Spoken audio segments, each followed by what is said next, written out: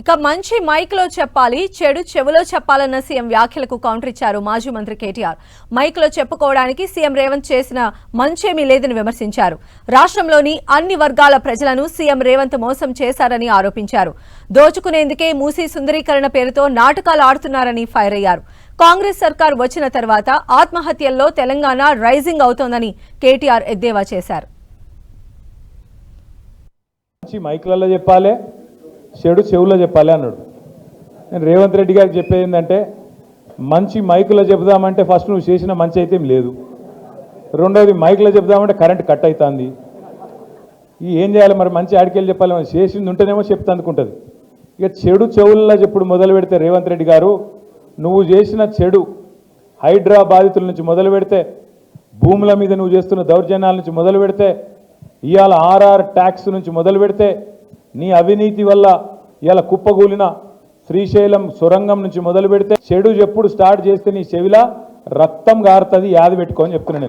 నా కోటెత్తే లగ్న పత్రిక పెట్టుకోగానే తులం బంగారం ఇస్తా అని చెప్పిండు. వచ్చిందా తులం బంగారం వాళ్ళకన్నా?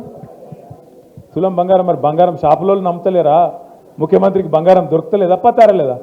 మొత్తానికైతే ఈ రాష్ట్రంలో ఈలనాలనని కాదు, అందరు కొంప ఉచ్చుకున్నాడు.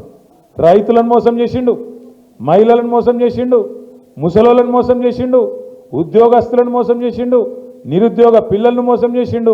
రేవంత్ రెడ్డికి పైసలు రావు, కమిషన్లు దొరకాయి. అందుకే ఏం చేయాలి?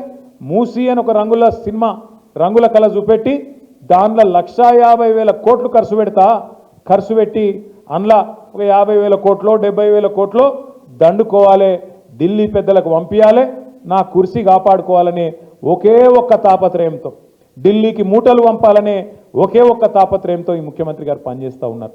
రేవంత్ రెడ్డి ప్రభుత్వం వచ్చినాక 1 సంవత్సర కాలంలో ఈ 450 రోజులలో 450 మంది రైతులు రోజుకొక్కరు చొప్పున చచ్చిపోయింది. ఇప్పటికి ఆత్మహత్య ఒక గంటల పెరుగుతుంది. ఆటో డ్రైవర్ల ఆత్మహత్యలు రైజింగ్, నేత కార్మికుల ఆత్మహత్యలు రైజింగ్, గురుకుల పాఠశాలల్లో పిల్లల ఆత్మహత్యలు rising. Yes, Telangana is rising. ఎలా రైజింగ్? ఆత్మహత్యల్లో, అప్పుల్లో, క్రైమ్ రేట్లో, ఇండ్ల మాత్రం రైజింగ్ అయింది.